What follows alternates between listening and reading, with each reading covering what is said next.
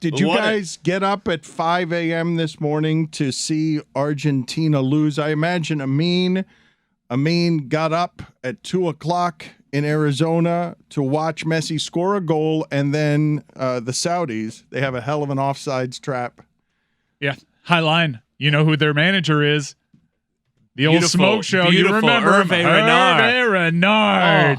Oh, man, that offside trap was beautiful. That's the I know this might sound hyperbolic, but that's the biggest World Cup upset I've ever seen.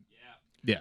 Really? Yeah, of the modern era, I know like the U.S. in the 1950s was kind of a big one. But is that like a 12-5 in the NCAA that's a tournament? 16-1, man. Get out of here. That's a World Cup favorite. Really? The Saudis were 22-1 going into the game. At halftime, when they were down 1-0, they were 150-1 to win that game, or 125-1 to win that game. So this is an upset of enormous proportions. Everyone thought the Saudis are going right out of the tournament. Now, not exactly lovable underdogs, Saudi Arabia. However, in this sport, it's stunning. Argentina were second favorites to win the World Cup, and they looked like a shell of themselves in the second half. That was a team that had not lost since 2019. Did Messi fire the manager? I just imagine after that game, he's like, "You're gone." It's weird that they did not lose a game for 3 years. And it's straight to doomsday.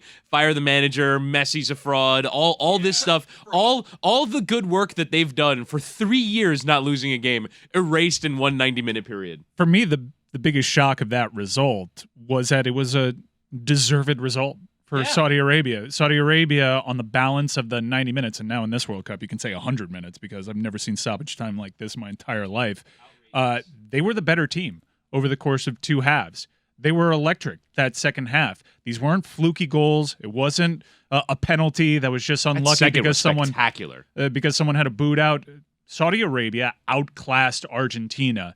And when you have these monumental upsets, it's usually the stingy counterattacking side that gets a lucky goal, that there's a red card involved or something like that. Rarely do you see an upset of this magnitude where the favorite was just outclassed. Stugotz, when they mention this being the biggest upset they have seen, Argentina has won consecutively 36 straight opening matches. Does that mean that this hasn't happened to Argentina since the 1800s? Or is it just, it's not just World Cups, is the number 36 just when they head into tournaments they haven't lost? Right, so that would include Copa Americas, which they seemingly play every year. I think they had not lost an opening game since 1982.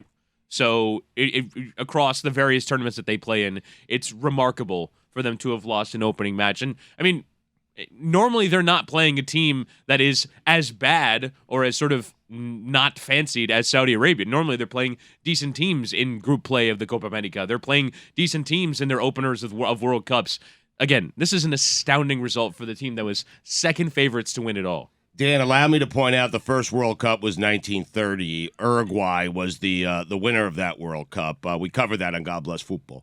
So the stat that you just mentioned tells a story of what this means from a historical standpoint, because obviously Argentina, a historical power in that sport. But the stat that's more reflective, because your team essentially changes every 4 years, is what Whitty put together, which is this is the best team in terms of form leading up to this World Cup. There's a reason why they were as favored as they were. It's just shocking.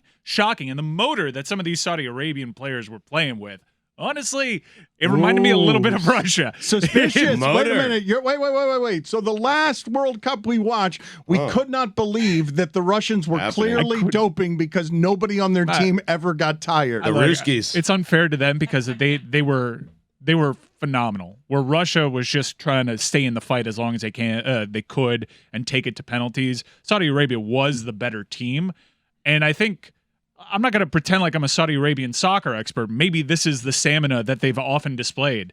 But 13, who ended up getting concussed later in that match, had a motor unlike I've ever seen that entire game. He was all over the place until the part that he got knocked out of the game. He was as energetic and lively as he was in minute one. I was fixated on him the entire match. Will Saudi Arabia be underdogs in their next two games?